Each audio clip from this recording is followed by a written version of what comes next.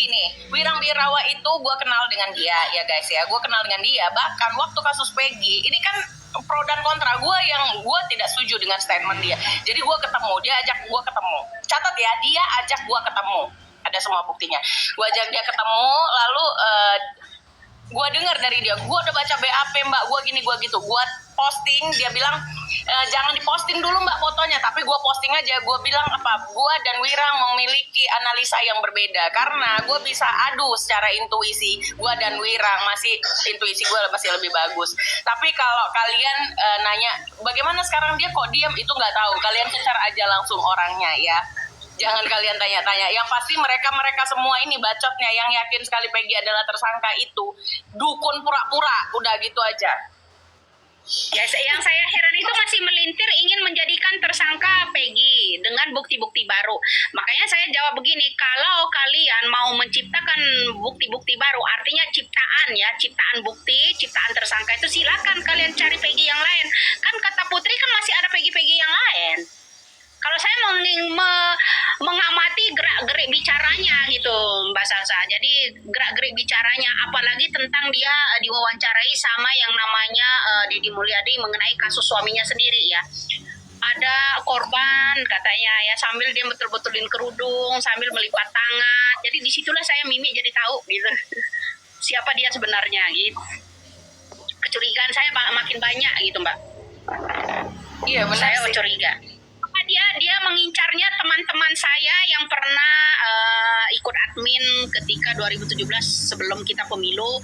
Jadi dia mengincar-ngincar, jadi memelintir-melintir itu. Jadi masuk ke room ecek-ecek dia. Ya makanya saya bilang, begini Mbak Salsa, kalau kita bergaul dengan orang bawah, otomatis kita ikut rendahan ke bawah. Kalau kita bergaul sama orang yang ilmunya tinggi, otomatis ilmu orang itu akan kecipratan kepada kita juga. Betul. Menambah ilmu. Nah kalau kamu bergaul dengan orang ecek-ecek, bergaul sama orang rendahan, udah tahu dia kelas berat istilahnya, tapi kok pembicaraannya yang ecek-ecek ke bawah itu, ya malah Anda menjadi sampah segitu. Betul banget. Ya kan?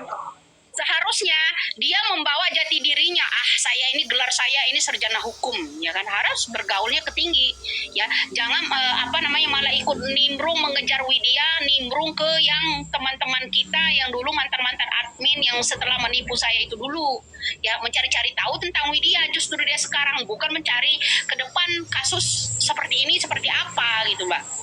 Iya, sebenarnya gue juga mau pengen ngajarin netizen sih, maksudnya gini loh, mungkin nggak banyak netizen yang pintar, tapi ada juga yang blow on menurut gue.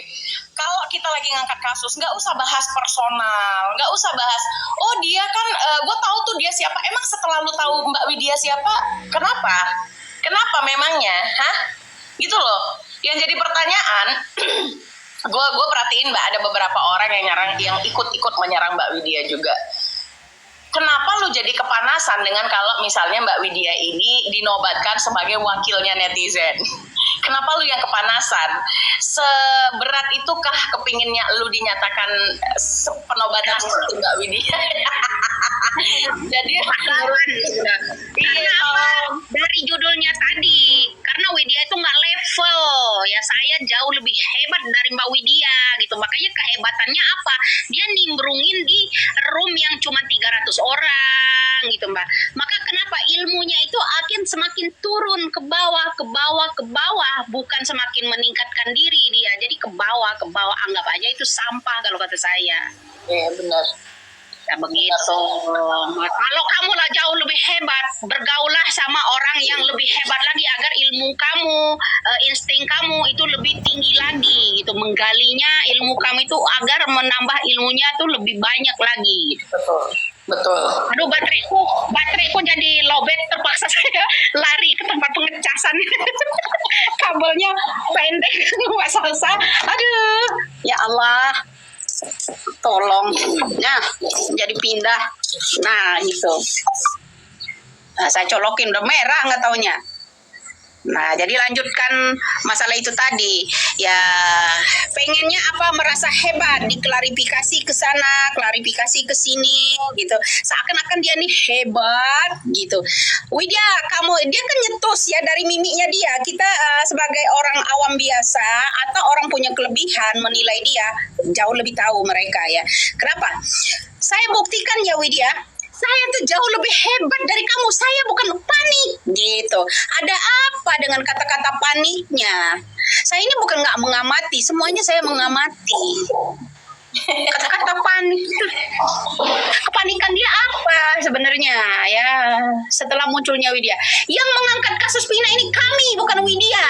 Kami setelah menonton yang namanya film itu ya, seminggu kemudian kamilah yang minta data ke keluarga Vina. Sekarang gini, pertanyaannya, kok segercep itu kamu mendapatkan nomor teleponnya kakaknya Vina dan alamatnya rumah Vina dari mana? Bukannya 2016 lalu yang namanya Putri masih pendidikan.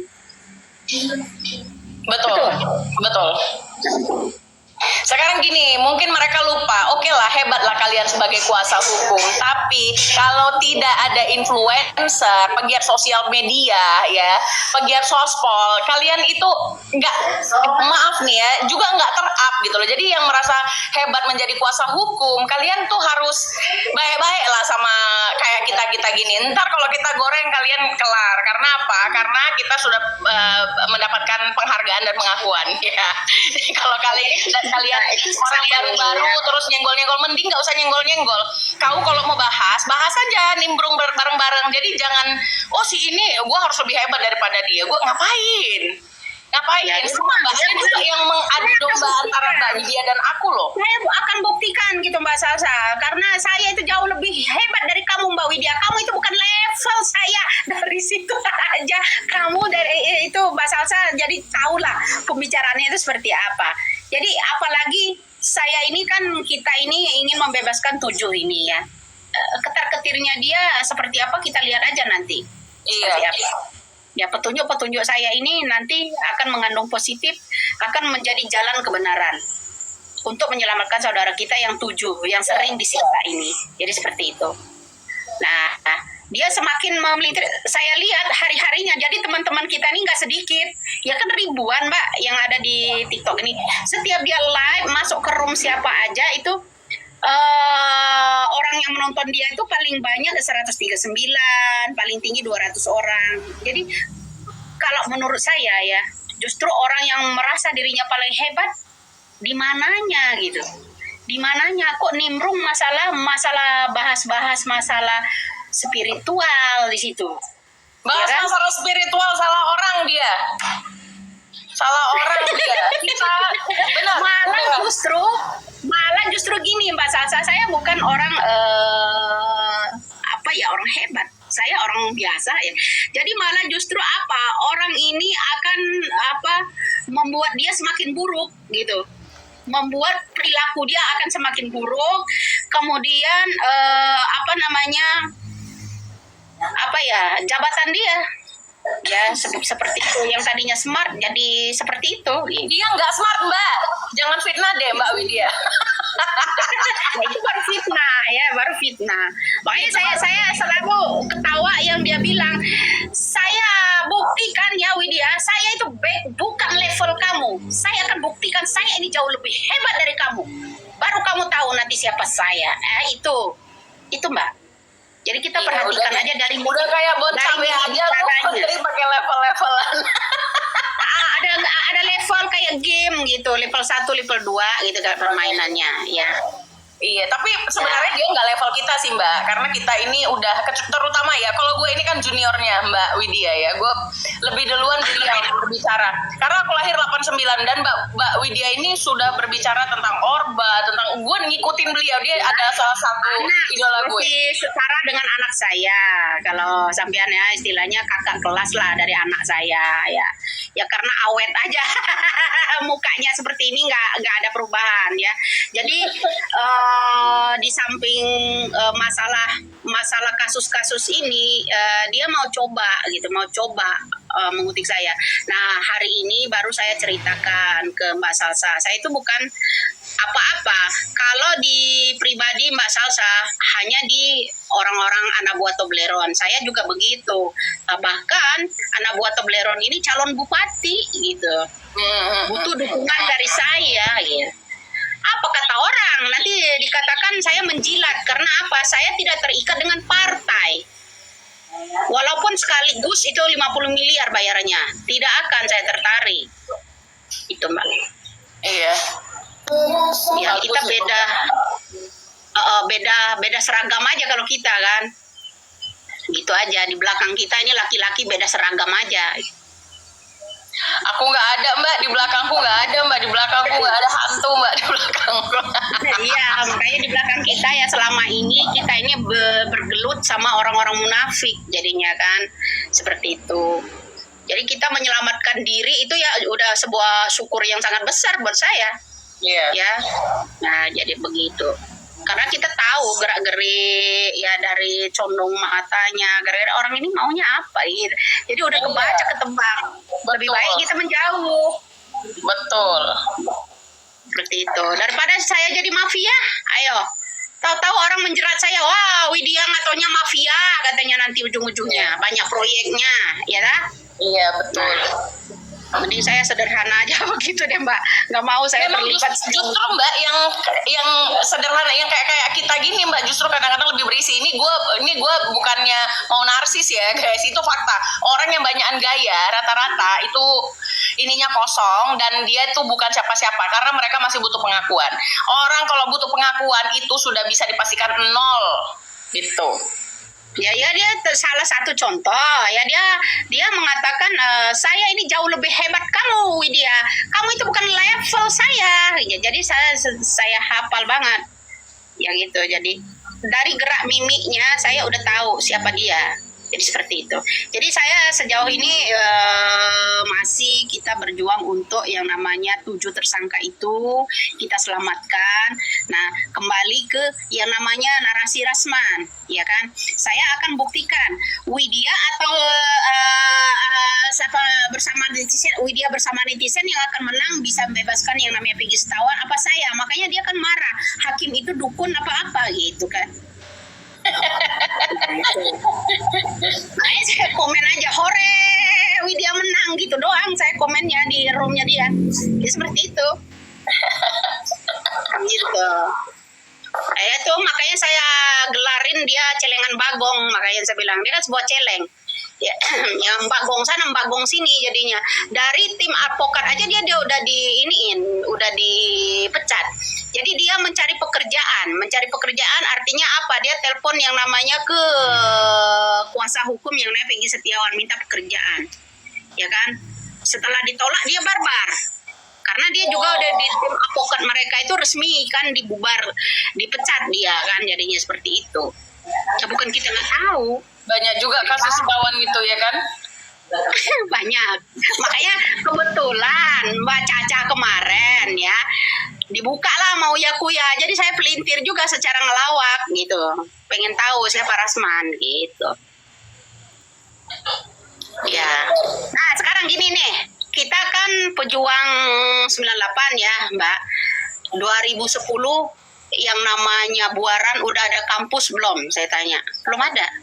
Pakai ya campur nanti ya kan. Nah kalau 98 nih gue nggak tahu nih, Mbak Widya yang paling tahu karena pada saat kalau Buaran itu masih banjir Mbak, sampai 2002 itu masih banjir besar, tenggelam malah. Jati Asih, Jati Bening itu tinggal gentengnya doang yang kelihatan. Begitu juga dengan Buaran kala itu ya. Jadi yang ada kasus 2 kampus yang ada di Bekasi Timur dekat rumah sakit Mitra Hermina Mitra. Seperti itu. Jadi ngebohong banget, hologramnya mana ijazahnya dia. banyak kok yang ijazah palsu, banyak. Ijazah tebusan menurut saya tanpa lah kelihatan gini Mbak. Kalau saya ya orangnya memang nggak bisa ditipu ya orangnya. Jadi kelihatan dari nada pembicaraannya orang itu menuntut ilmu dari didik awal sama hanya menebus ijazah saja. apalagi di kala-kala Orde Baru kita sebelum 98. Ya, 98. Itu gampang sekali mendapatkan yang namanya sebuah ijazah. Ya kan? Seperti itu. Jadi, kelihatan cara pembicaraan seseorang ya Mbak, di yang namanya tubuhnya itu, orang itu dididik dari awal menuntut ilmunya itu sampai dia resmi mendapatkan yang namanya ijazah atau statra, ya kan, pangkat statra 1, statra 2 gitu. Jadi dari pembicaraannya saja dari awal dia berdidik itu kelihatan Mbak, dengan orang-orang ijazah yang nembak, istilahnya kita begitu. Benar. Ya, seperti itu. Dia nggak tahu perjalanan pendidikan itu seperti apa, nggak tahu. Coba minta deh, kalau kita nggak percaya, dari dia semester 1 sampai dia semester akhir, tolong diceritakan bagaimana caranya kamu bisa ujian dengan guru siapa, ya dengan dosen siapa kala itu. Coba ceritakan. Iya, benar. Bisa nggak? Itu aja. Kalau saya belum mengorek detil tentang dia. Kalau saya korek detil dia mental dia. Pasti mental dia kalau saya korek detil ya. Begitu. Pasti kamu itu siapa? Pasti saya diserang orang banyak nanti ya. Sekarang gini, untuk mendapatkan sebuah ijazah sarjana hukum itu, dia bisa menceritakan nggak dosennya dari semester 1, semester 2, sampai semester akhir itu siapa? Yang mendidik siapa-siapa? Dan kerja kelompoknya sama siapa dan siapa? Dia nggak bisa ceritakan itu. Ya. Kalau saya korek habis, saya diserang loh. Bisa-bisa urat lehernya itu keluar, mantul sampai keluar. Jantungnya copot dia. Gitu. Ya itu. Ya hal kecil, hal yang mudah mengorek orang menggunakan ijazah palsu itu. Ya hal yang mudah. Iya, betul. Itu paling mudah sih sebenarnya. Paling mudah. Ya, semester 1 hanya memberikan sebagai ini nih, bukti saya pelunasan. Ya, pelunasan kala itu. Ya, pelunasan itu pelunasan apa? Penembakan yang namanya ijazah. Coba Ya. aja dicek di PD Dikti. Namanya muncul enggak? Nanti beda pula universitasnya. Iya, universitas beda-beda. Nomor yang ada di situ ya seperti kata Uyaku ya, hologram yang di samping di atas tuh nggak ada. Orang tamatan tahun itu samakan deh. Warna bukan hijau ya, agak kehitam-hitaman. Jadi ya, lembaran ijazah di tahun 2010 itu. Ya kan? Nah, makanya saya udah capek deh. Saya ketik-ketik itu beda-beda kampus, beda ini. Jadinya nggak ada memang di Buaran 2010, nggak ada deh kampus yang ada di Buaran. Buaran itu banjir lautan, rawa-rawa. Kayak rawa bebek ya. Jadi seperti itu, kayak Sentiong, sama aja. Buaran, Sentiong kan seperti apa? Bukan kita ini orang bukan dari kota ya, orang penduduk kota kok. Ya. Seperti Iya. itu. Gampang sekali kalau mau melacak orang tentang didikan hukum dari awal. Ya, gampang. Betul, pendidikan itu yang paling mudah dilacak sih. Pendidikan itu dosennya, siapanya dari semester 1 sampai itu dari kampus itu. Yang nggak sedikit. Kalau untuk statra 2 itu membutuhkan 7 tahunan, ya kan? 7 tahunan. 7 tahunan. Anak saya menuntut ilmu itu 7 tahun. Baru mendapatkan statra 2. Jadi seperti itu. Lah, Mbak, ini kita balik ke yang 7. Aku masih penasaran nih, itu makamnya Eki itu bisa dites DNA-nya nggak sih? Kok aku jadi kepikiran juga dengan mayatnya itu, mayatnya itu beda ya. Interesting juga untuk dipikirkan konspirasinya karena memang ini. Kalau dari saya kebatinan, saya nggak bisa menembus itu. Kalau orangnya masih hidup, saya nggak bisa ditembus. Itu aja. Jadi ya itu salah satu ya otopsi itu ya di DNA gitu. Iya, diotopsi. Karena sampai sekarang pun nggak kayak gini ya, kita paham lah ya, abang-abang kita Toblerone ini nggak mungkin mereka apa sih pangkatnya Rudy itu sampai dia begitu banget mereka berani menyentuh dia gitu loh. Kalau gue ya jadi atasannya, daripada institusi gue yang kotor, mending nih 1-2 orang penyidik oknum ini aja yang gue selesaikan gitu loh, yang gue tebas demi menjaga harga diri dan martabat ya. Ya makanya saya bilang Gak mau, dia aja muncul foto asli aja. Gue tuh pengennya gini Mbak, diurutin. Foto asli masih hidup, foto asli waktu kejadian mayatnya, terus Visum. Waktu itu Visum. Hasil visum. foto hasil visum, lalu sekarang coba deh dibongkar di tes DNA-nya. Bisa aja karena bebas saja netizen ini atau kita sendiri berpikir liar ya, karena terlalu banyak konspirasi dan ada mengarang-arang ceritanya itu terlalu banyak gitu loh. Jadi mungkin saja kalau ternyata yang dilakukan si Rudy ini memang atau mungkin bukan Rudy aja ini Mbak. Iya ada. Iya, bukan Rudy aja, karena nggak mungkin kalau dia aja nggak berani. Kantor ini aja di kantor reserse pada waktu itu nggak Rudiana sendiri, kan ada beberapa temannya toh. Salah satu yang menginformasikan bahwa ini ada anak kamu nih kecelakaan tunggal, seakan-akan ada teleponnya, itu salah satunya itu Hasan. Nah jadi kita buka-bukaan aja deh di sini ya, jadi begitu. Ya otomatis lah, nggak sendiri lah, masa sepandai itu kalau dia iniin sendiri, ya nggak bisa, pasti dibantu sama teman-temannya. Salah satu temannya yang memberitahukan, ini ada kecelakaan tunggal nih, pura-puranya nih telepon ke yang namanya itu Rudiana, itu salah satu namanya itu Hasan. Tahu, kita perlahan-lahan, slow tapi pasti Mbak, nggak usah takut. Iya. Jadi begitu. Bapak-bapak Toblerone ini biasa permainannya, ada oknumnya. Kasihan saya tuh ya, imbasnya ke yang masih keluarga kita yang masih mengabdi kepada negara ini. Jadi kena efek ketidakpercayaan masyarakat kepada kepolisian. Benar banget sih. Saya kecewanya di situ gara-gara seorang oknum ini. Iya, harusnya dia muncul, desak aja sih ya netizen, kalian desak deh Rudy muncul, tunjukkan foto sama-sama hidupnya Eki anaknya itu, lalu foto pada saat kejadian, yang mana orangnya, bagaimana bentuk situasinya pada saat itu, lalu hasil visum, lalu juga tes DNA mayat yang sekarang dibongkar gitu loh. Emang kenapa sih nggak ada anggaran banget? Masa iya? Dokter yang memvisum Pina itu dulu memberikan keterangan berbeda ya kepada Rudiana, itu nyawanya udah nggak ada. Bagaimana? Nah di situ aja yang janggal. Jadi banyak loh, merembetnya kemana-mana ini.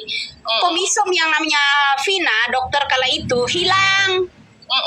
Tapi gini deh, gue kasih challenge ke kakaknya Vina ini ya. Kalau memang handphone itu lu yang pegang, lalu datanya sudah hilang, tapi kartunya masih itu atau handphonenya masih itu, sini kasih ke gue. Memorinya terutama ada memori dong. Ditarik kok, di track kok. Apalagi kartu providernya masih ada. Nah, itu enak banget itu percakapannya ke siapa aja. Aduh, ini bukan masalah ini gimana. Gue bilang ya, kalau masalah ini nggak selesai, kayak mana kalau ada teroris di Indonesia ini, nggak bisa juga kan bahasa.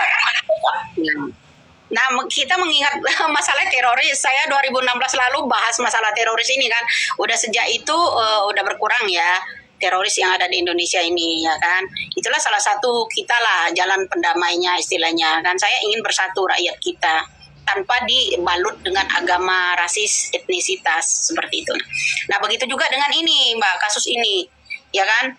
Ini nanti bisa menciptakan terorisme juga seperti kata Mbak Salsabila, di resah-resahnya kita ingin membuka yang namanya kasus 7 orang ini supaya kita buyar fokusnya, ada teror nanti. Ya bisa jadi ada ledakan di mana itu. Inilah kekejamannya sebuah oknum gitu. Betul. Benar-benar terlatih gitu Mbak. Dibuat sulit padahal mereka sudah tahu endingnya dan sulit dalam kita fokusnya menangani yang 7 kasus ini nanti seperti kata Mbak Salsa tadi, ya bisa jadi ada bom, bisa aja ini terlatih sekali orang ini membalikkan isu-isu ini. Iya, bisa jadi sedang mempersiapkan strategi Megatrust dan lain sebagainya.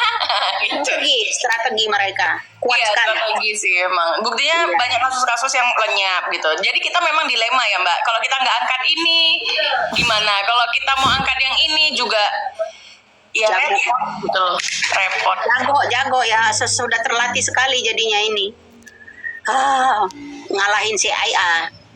Mm-mm. Ini si kakaknya Vina tidak didampingi lagi oleh pengacara. Kok kemarin dia statement sama stasiun TV atau apa itu sendiri ya? Nah, sama keluarga sama bapaknya aja kan kemarin. Kemana ini? Makanya saya bilang kalau dia tidak didampingi pengacara dia agak cemerlangan. Kenapa giliran ada didamping sama Putri seperti orang oon gitu. Banyak pengacara yang mau masuk seolah-olah membela padahal mereka kubu tertentu. Orang-orang itu dicuci otaknya, udah melakukan ini aja untuk tujuan yang dia mau. Jadi Ya lihat aja Mimi dari perkataan seorang Rasman ya, Mimi dari provokator. Kalau saya bilang ini Rasman provokator. Ya provokator. Kenapa?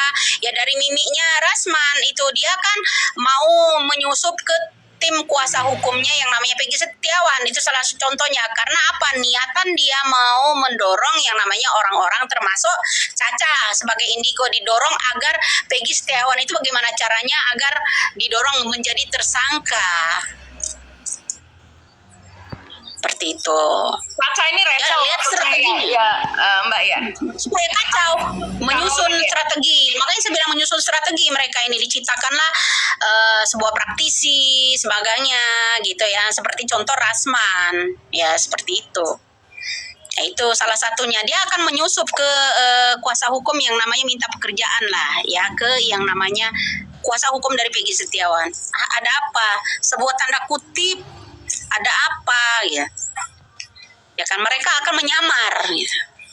Betul. Nah, jadi gini, pelaporan pada saat Peggy Setiawan ini Mbak itu orang-orang di belakang ini seperti brigadir, seperti Pitra itu melaporkan ke Ibtu Rudiana, ada suratnya pada tanggal Mei waktu itu untuk menjadikan yang namanya bahwa Peggy Setiawan itu adalah tersangka dari pasal sekian dibuatlah nih pasalnya sekian ayat sekian ya kan, ini bahwa ini udah kami laksanakan bos katanya, ada percakapannya Mbak.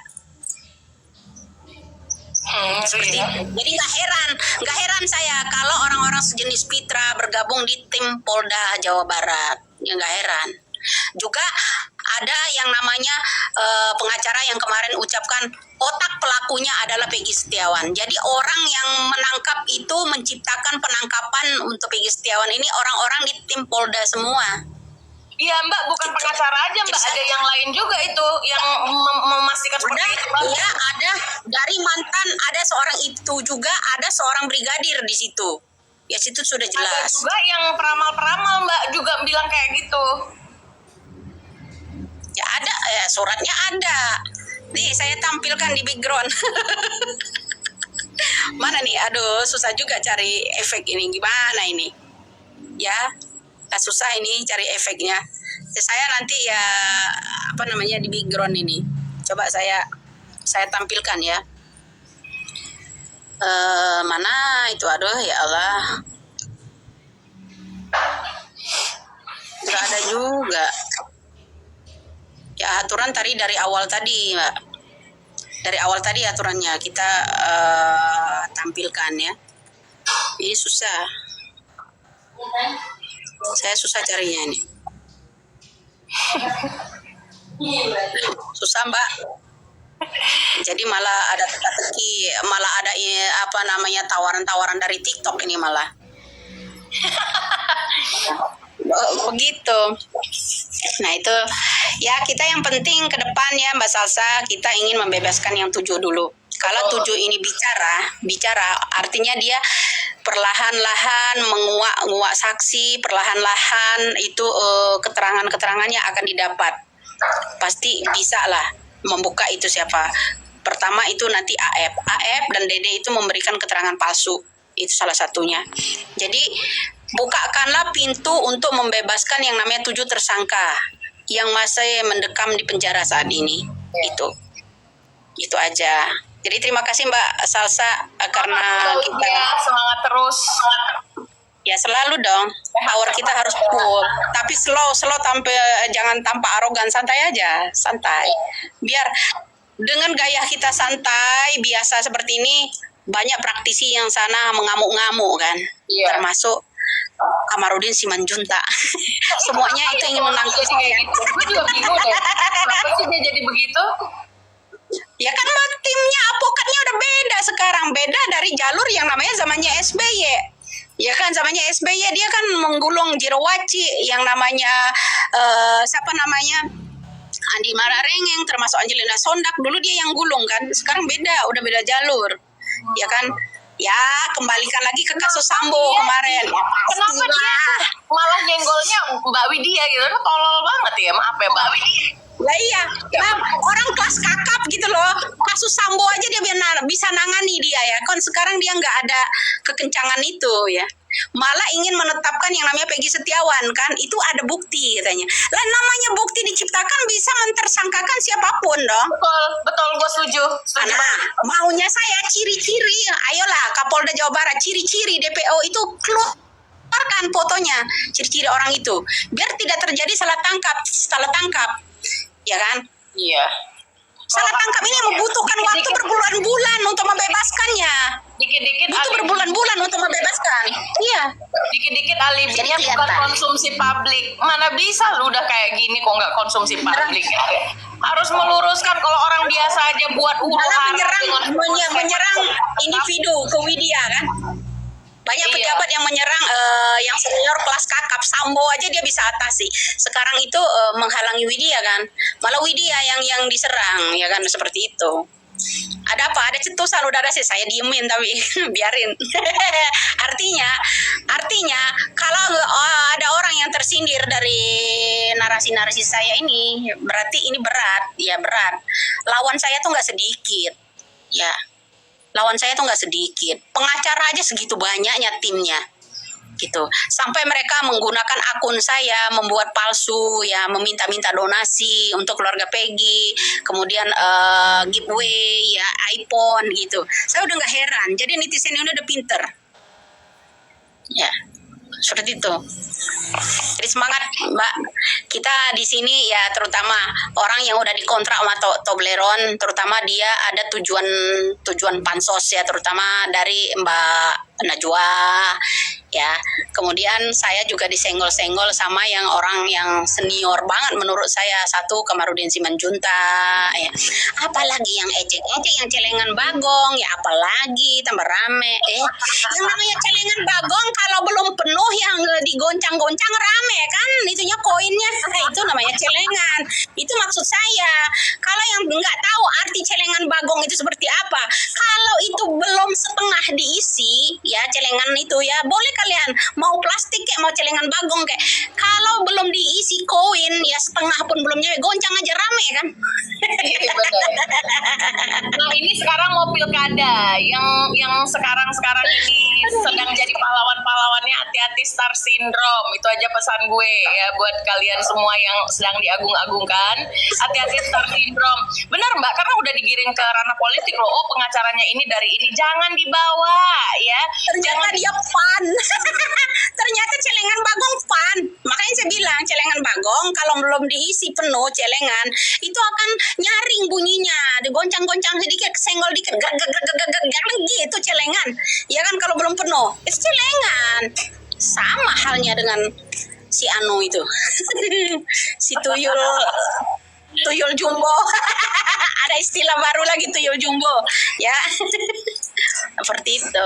Jadi nggak bisa lah bohongin seorang Widya gitu aja ya. Terima kasih Mbak Salsa atas hadirnya ya. Semangat terus ya, kita saling dukung di belakangnya. Terima kasih. Sapa teman-teman semua ya, undur diri kita walaupun room kita masih 10.000 lebih ya. Nanti sore saya ngecas dulu bro ya, HP saya sampai lowbat ya dari pagi tadi ya.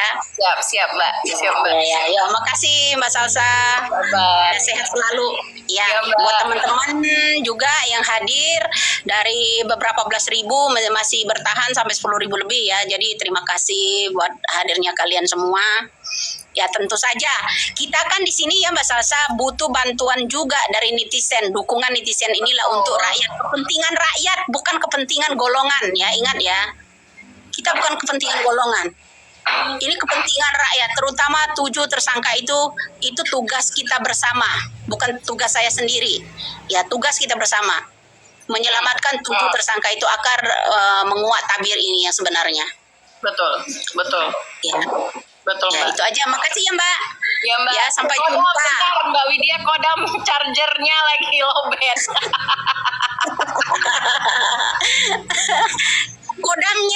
Kodamnya siapa tadi? Rasman ya, tuyul jumbo tadi ya, tuyul jumbo ya gitu. Kalau dulu ada istilah imam jumbo, sekarang ada tuyul jumbo ya. Celengan bagong, tuyul jumbo ya. Jadi itu ya, cek kodamnya di situ. Ya, ingat celengan bagong itu kalau belum penuh ya, kecek terus kesenggol dikit, kayak kaleng rombeng ke dupak gitu kan, bunyi terus. Ya itu tuyul jumbo namanya. Ya, jadi makasih ya Mbak sekali lagi ya. Kita jumpa di lain waktu. Nanti saya hubungi. Jangan lupa DM dong WA-nya agar kita bisa janjian. Bisa. Balas, Mbak. Oh, udah balas ya? Oh ya, makasih. Ya, kehilangan jejak ponsel saya yang satu kan hilang. Siap. Ya, udah. Makasih ya. Makasih semua teman-teman yang ada menyaksikan ini ya. Semuanya ya, makasih. Wassalamualaikum warahmatullahi wabarakatuh. Ketemu lain waktu, bisa sore ya. Iya, Mbak. Oke, Mbak Salsa. Assalamualaikum. Bye. Waalaikumsalam. Bye-bye. Ayo guys ya.